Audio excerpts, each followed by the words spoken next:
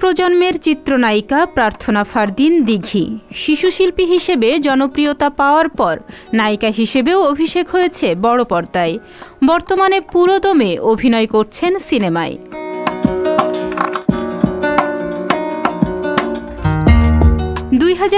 সালের 12 মার্চ নায়িকা হিসেবে চলচ্চিত্রে অভিষেক হয় দিঘির। ইতোমধ্যে তার অভিনীত তুমি আছো তুমি নেই, টুঙ্গিপাড়ার মিয়া ভাই সিনেমা দুটি মুক্তি পেয়েছে।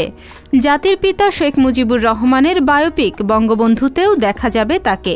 বর্তমানে হাতে রয়েছে বেশ কিছু সিনেমা ও ওয়েব ফিল্ম। সবশেষ মুম্বাই থেকে বঙ্গবন্ধু শেখ মুজিবুর রহমানের বায়োপিকের শুটিং শেষ করে দেশে ফিরেছেন দিঘি।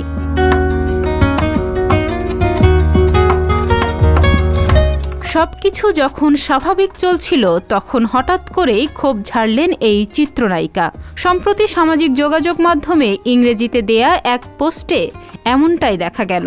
সেই পোস্টে দিঘি অভিযোগ করেন ঢালিউড ইন্ডাস্ট্রির রাজনীতির শিকার হচ্ছেন তিনি।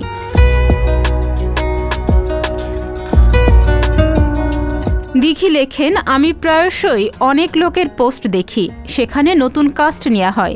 এটা দেখে আমি হাসি, কারণ অন্যদের সঙ্গে আমার কোনো সমস্যা নেই। যারা ইন্ডাস্ট্রিতে নতুন কাজ পাচ্ছেন এবং সেখানে নতুন যাত্রা শুরু করছেন। আমি সেই সব ভুয়া মানুষদের জন্য ক্লান্ত যারা আমাকে মিথ্যা আশা দিয়েছে এবং দিন শেষে আমাকে অপমান করেছে।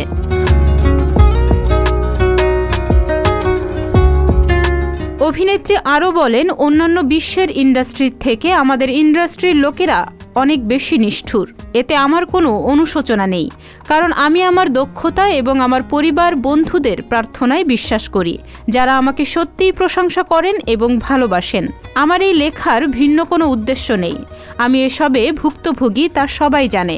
আমি যে 3 বছরের বেশি সময় ধরে এই ক্ষোভ নিজের মধ্যে ধরে রেখেছি এটা সবাই জানেন।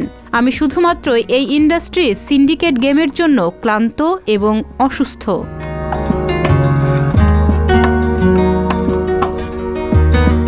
তাহনিয়া ইয়াসমিন, বিনোদন ডেস্ক, সংবাদ প্রকাশ।